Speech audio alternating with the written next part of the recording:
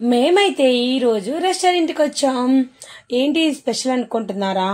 అవునండి, బాలాజీలోహి పార్టీ ఇస్తామని చెప్పి మా అమ్మ నాన్న మా మామయ్యని వాళ్ళందరినీ తీసుకుని మేమైతే రెస్టారెంట్ కి వచ్చాం. మా దగ్గరలో ఉన్న రెస్టారెంట్ ఇది. ఇక్కడ ఫేమస్ ఇదేనంట.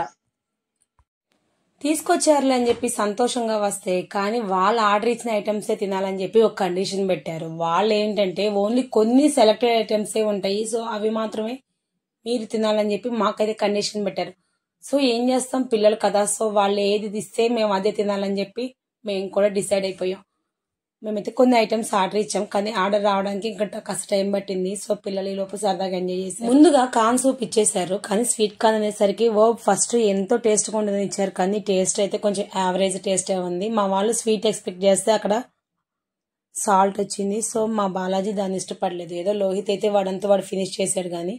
సో ఫస్ట్ సూప్ తో స్టార్ట్ చేసాం. సూప్ కంప్లీట్ చేయడానికి మినిమం 10 మినిట్స్ తీసుకున్నారు. ఈ లోపు వీళ్ళు నెక్స్ట్ ఇచ్చిన ఆర్డర్ ఏంటంటే డ్రాగన్ చికెన్.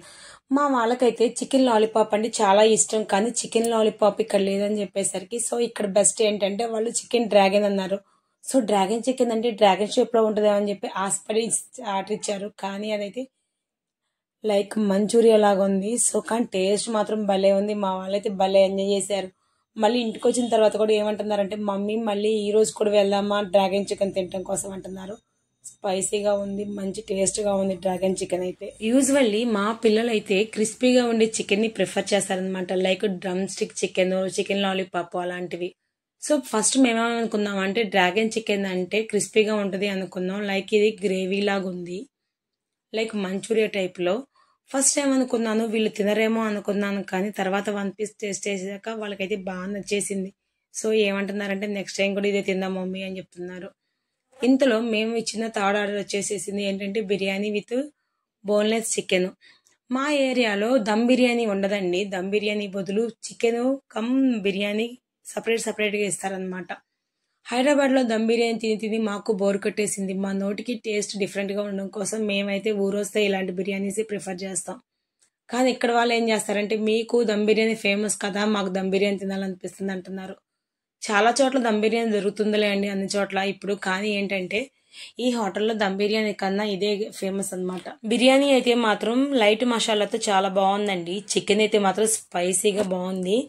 ఈ రెండింటి కాంబినేషన్ అయితే సూపర్ గా ఉందండి. కానీ ఇంకొంచెం ఏంటంటే ఓన్లీ వన్ థింగ్, చికెన్ కొంచెం సాఫ్ట్ గా ఉడికినట్లయితే ఇంకాస్త బాగుండేది.